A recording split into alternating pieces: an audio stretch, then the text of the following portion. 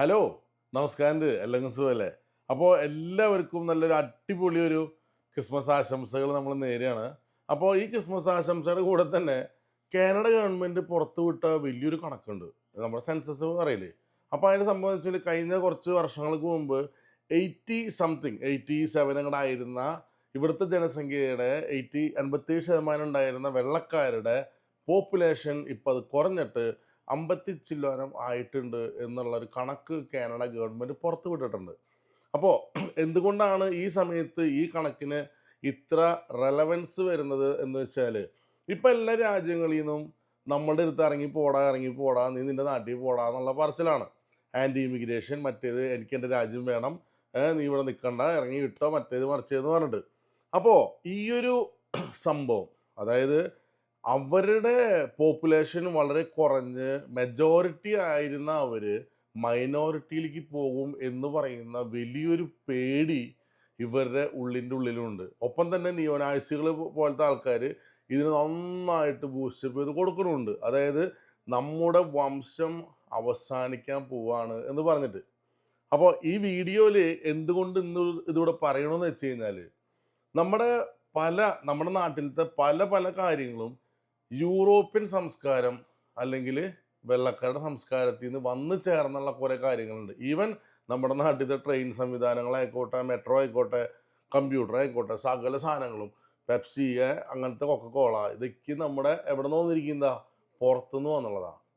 അപ്പോൾ ഈ സാധനങ്ങൾ പുറത്തുനിന്ന് വരുന്നത് കൂടാതെ നമ്മുടെ ആൾക്കാർ ഇപ്പോൾ ഇത് ഇവിടെയും കൂടി വന്നിട്ട് കൈനീട്ടി മേടിക്കുന്നൊരവസ്ഥയുണ്ട്. അപ്പോൾ അതിൻ്റെ ഭാഗമായിട്ടാണ് ഇവിടെ വരുന്ന ഇപ്പോഴത്തെ തലമുറയിലുള്ള കുട്ടികൾ ആരും തന്നെ കല്യാണം കഴിക്കാനോ ഒരു കുടുംബമായിട്ട് മുന്നോട്ട് പോകാനോ ഒന്നിനും താല്പര്യം കാണിക്കുന്നില്ല. ഇപ്പം നമ്മൾ പറയും, ഞാനിപ്പോൾ തൊപ്പിക്ക് വെച്ചിരിക്കുകയാണ്, മെരി ക്രിസ്മസ് എന്നൊക്കെ പറയുന്നത് നമ്മൾ, അല്ലേ? ഈ ക്രിസ്മസ് ഉണ്ടാകാനായിട്ട് എന്താ കാരണം എന്താണെന്ന് വെച്ചെങ്കിൽ, ഒരു ലോകരക്ഷകൻ എന്ന് പറയുന്ന ഒരു യേശു ക്രിസ്തു എന്ന് പറയുന്ന അങ്ങൊരു വന്ന കാരണമാണല്ലോ. അങ്ങനെ ഒരു ലോകരക്ഷകൻ ഒരു കാലിത്വത്തിൽ പറഞ്ഞെങ്കിൽ ഓരോ വീട്ടിൽ ഉണ്ടാകുന്ന കുട്ടികൾ, ഞാനുൾപ്പെടെ ഉള്ള കുട്ടികൾക്കും ഓരോ രക്ഷകന്മാരാണ്. ദയവ് ചെയ്ത് അവറ്റങ്ങളുടെ കാര്യം തീരുമാനമാക്കരുത്. എന്താ കാര്യം എന്ന് വെച്ചെങ്കിൽ, ഈ അവിഹിതങ്ങളും കാര്യങ്ങളും പ്രശ്നങ്ങളും പൊട്ടിത്തകരുന്ന കുടുംബ ബന്ധങ്ങളും എല്ലാം കണ്ടുകൊണ്ടാണ് യൂറോപ്യൻസ് അല്ലെങ്കിൽ വെള്ളക്കാർ ഒരു പരിധി കഴിഞ്ഞപ്പോൾ അവരുടെ കുട്ടികൾ വിവാഹം എന്ന് പറയുന്ന ഈ പരിപാടി, അല്ലെങ്കിൽ കുടുംബം എന്ന് പറയുന്നത് ഇറ്റ്സ് എ ഹെൽ എന്ന് പറയുന്ന സിറ്റുവേഷനിലേക്ക് അവരെ ചിന്തിപ്പിച്ചത്. കാരണം അപ്പൻ ഒരു വഴിക്ക്, അമ്മ വേറെ വഴിക്ക്. അപ്പൻ്റെ വീട്ടിൽ ചെല്ലുമ്പോൾ അമ്മയെ പറ്റിയിട്ടുള്ള കംപ്ലീറ്റ് അവരാധിച്ച കഥ പറഞ്ഞു കൊടുക്കും. അമ്മയുടെ വീട്ടിൽ ചെല്ലുമ്പോഴോ അപ്പനെ പറ്റിയിട്ടും പറയും. അപ്പോൾ രണ്ടുപേരും ഒരിക്കൽ പോലും ഒരു ഡിവോഴ്സ് കഴിഞ്ഞാൽ ഒരു പേരൻറ്റും എൻ്റെ ഭാഗത്തൊരു പ്രശ്നം ഉണ്ടായി മോനെ, അതുകൊണ്ടാണ് നമ്മുടെ കുടുംബം തകർന്നേ എന്ന് പറയില്ല. സ്വാഭാവികമായിട്ടും മനുഷ്യന്മാരെന്താ പറയുക, വല്ലോൻ്റെ മെത്തയ്ക്കാണ് കുറ്റമാണ് ശ്രമിക്കുക. അങ്ങനെ വരുമ്പോൾ എന്തുണ്ടാകുന്ന വെച്ചിട്ടുണ്ടെങ്കിൽ, ഈ വളർന്നു വരുന്ന കുട്ടികൾക്ക് കൺഫ്യൂഷനാവും. കൺഫ്യൂഷനും കൂടി എനിക്ക് കൺഫ്യൂഷനായി. അപ്പോൾ ഈ കൺഫ്യൂസ്ഡ് ആയിട്ടുള്ള കുട്ടികൾ ഒറ്റ കാര്യം തീരുമാനിക്കുകയുള്ളൂ, എനിക്ക് ഞാൻ, നിനക്ക് നീ, കഴിഞ്ഞു. നമുക്ക് ഒരു കുടുംബം, കുട്ടികൾ വേണ്ട, ഇതിന് റിസ്ക് എടുക്കണം എന്നുള്ളതാണ്. കുറച്ച് ദിവസങ്ങൾക്ക് മുമ്പ് എൻ്റെ എന്താ പറയുക, വളരെ വേണ്ടപ്പെട്ടൊരു ഫാമിലി ഫ്രണ്ട് അവരുടെ മകളെ എന്നോട് സംസാരിക്കാനായിട്ട് എൻ്റെ അടുത്ത് കൊണ്ടുവന്നു. എന്തിനാണെന്ന് വെച്ചെങ്കിൽ, എൻ്റെ അടുത്ത് വൈഫിൻ്റെ അടുത്ത് പറഞ്ഞത് എന്താണെന്ന് വെച്ചെങ്കിൽ, പുള്ളിക്കാരത്തി ഡോക്ടറാണ്, നല്ല രീതിയിലുള്ള എല്ലാവിധ ഏണിങ്സും എല്ലാം ഉണ്ട്, കല്യാണം എന്ന് പറഞ്ഞാൽ പോലെ നടക്കില്ല എന്ന് പറയും. എനിക്ക് ആവശ്യമുള്ളപ്പോൾ ഞാൻ പറഞ്ഞോളാം, ഈ ലൈനാ അത്യാവശ്യം പ്രായമായിട്ടുണ്ട്. ഞാൻ പറഞ്ഞു, മോളെ നമ്മൾ കല്യാണം കഴിക്കാൻ ലേറ്റ് കഴിഞ്ഞാൽ പിന്നെ കുട്ടികൾ കാര്യങ്ങൾ ബുദ്ധിമുട്ടാവും. അപ്പോൾ ഒരു ഡോക്ടറായ എന്നോടാണ് അങ്കിൾ ഇത് പറയണേന്ന് ചോദിച്ചു. ഇവള് പറഞ്ഞ ഒറ്റ കാര്യമുള്ളൂ, എൻ്റെ ഫ്രണ്ട്സ്, അപ്പോൾ ഇവരുടെ വന്നിട്ട് കൊല്ലം കുറേ ആയിട്ടുണ്ട്, ഇവർക്ക് മലയാളീസായിട്ട് വലിയ കമ്പനിയൊന്നും ഇല്ല, ഫുള്ള് വെള്ളക്കാരും ഹിന്ദിക്കാരൊക്കെയാണ്.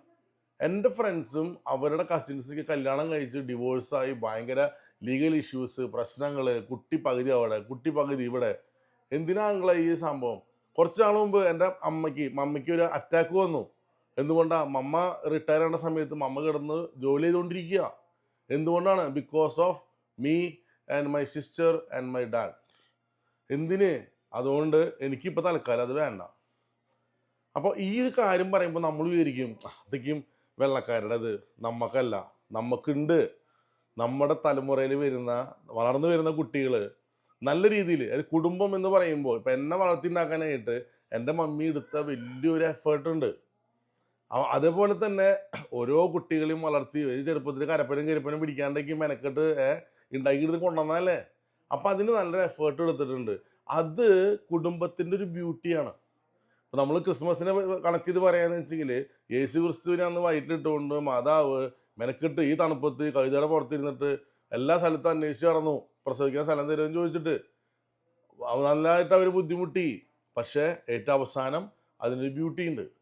അപ്പം ഈ ഒരു സാധനം എന്താണെന്നുള്ളത് അടുത്ത തലമുറയ്ക്ക് പറഞ്ഞു കൊടുക്കാൻ പറ്റിയില്ലെങ്കിൽ, ഒരു കുടുംബത്തിൽ ഒരു അപ്പൻ നയിച്ചുകൊണ്ടിരുന്നു, അമ്മ അത് വളരെ നന്നായിട്ട് ചിലവാക്കുന്നു, അല്ലെങ്കിൽ അമ്മ നയിച്ചുകൊണ്ടിരുന്നു, അപ്പൻ ചിലവാക്കുന്നു. അവിടെ കൂട്ടായിട്ടുള്ള കുറേ കാര്യങ്ങൾ ഉണ്ടാവണോ, തല്ലുണ്ടാവണോ, സ്നേഹം ഉണ്ടാവണോ, അതിൻ്റെ ഊഷ്മളത, ഈ കുടുംബത്തിൻ്റെ ഊഷ്മളത കുട്ടികൾക്ക് കൊടുക്കാൻ പറ്റിയില്ല എന്ന് വെച്ചെങ്കിൽ കുട്ടികൾ എന്ത് ചെയ്യും? അവർ ഈ പണി വേണ്ടാന്ന് വെക്കും. അപ്പോൾ ഈ വെള്ളക്കാരുടെ കാര്യം പറഞ്ഞു കഴിഞ്ഞാൽ അവർ ഈ വക സംഭവങ്ങൾ വേണ്ടാന്ന് വിചാരിച്ചിട്ട് നേരെ വരുന്നു, ജോലി കഴിഞ്ഞ് വരുന്നു, നേരെ ബിയറോ സ്മോളോ അടിക്കുന്നു, കഞ്ചാവ് അടിക്കുന്നു, കിടന്നുറങ്ങുന്നു. ഇതല്ലാതെ ഒരു കല്യാണം കഴിച്ച് ഈ കഞ്ചാവടി മാത്രമല്ല, ഇത് കഴിഞ്ഞാൽ ഇപ്പുറത്ത് വേറെ കാര്യങ്ങളുണ്ട് എന്നുള്ള ലെവലിലേക്ക് ഇവർ ചിന്ത പോണില്ല. അപ്പോൾ അങ്ങനത്തെ ഒരു അവസ്ഥയിലേക്ക് പോയത് കൊണ്ട് ആ ഒരു വർഗം ഇപ്പോൾ കിടന്ന് കരയാറായി.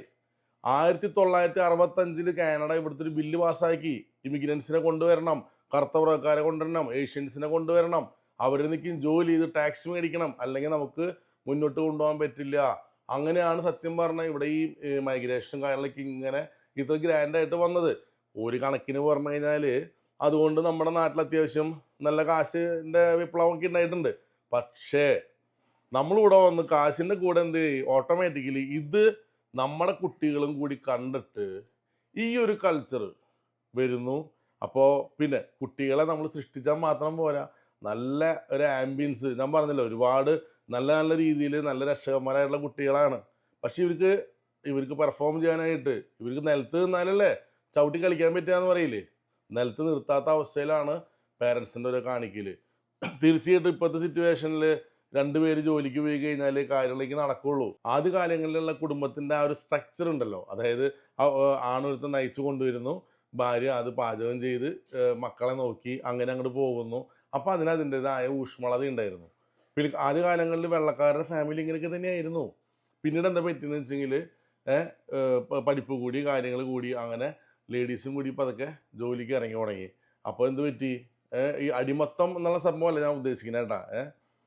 കുടുംബത്തിൻ്റെ ഒരു കെട്ടുറപ്പുണ്ടല്ലോ, അവിടെ ചെറുതായിട്ടൊന്ന് തലമുറകൾക്ക് പാളി. അതിൻ്റെയൊക്കെയാണ് ഇപ്പോൾ അവർ ശരിക്കും അനുഭവിച്ചുകൊണ്ടിരിക്കുന്നത്. ഒറ്റ തലമുറയല്ല, ഒരുപാട് സമയമെടുത്തിട്ട്. ഞാൻ കഴിഞ്ഞ വീഡിയോയിൽ പറഞ്ഞു, ഇതൊരു ട്രാൻസിഷനാണ്. കുറേ കാലം കഴിയുമ്പോൾ മലയാളീസിന് അവിഹിതം നെവർ മൈൻഡ്, ഇപ്പോൾ അവിഹിതം കണ്ണുകൊള്ളും എന്ന് പറഞ്ഞ മാതിരി തന്നെ ഇത് ഒരുപാട് വർഷങ്ങൾ കഴിയുമ്പോൾ നമ്മുടെ ഇതിനകത്ത് എന്താ പറ്റിയെന്ന് വെച്ചെങ്കിൽ, ഇപ്പോൾ നമ്മുടെ പെൺകുട്ടികളൊക്കെ അത്യാവശ്യം നല്ല രീതിയിൽ വിദ്യാഭ്യാസമുണ്ട്, എല്ലാം ഉണ്ട്. പക്ഷേ ഇത് നമുക്ക് അനിവാര്യമായിട്ടുള്ള കാര്യമാണ്. കാരണം കാലഘട്ടം അങ്ങനെ പോയിക്കൊണ്ടിരിക്കണേ. ഒരു വിശ്വസിച്ചിട്ട് കയ്യേൽപ്പിച്ച് കൊടുക്കാൻ പറ്റാത്ത അവസ്ഥയാണ്.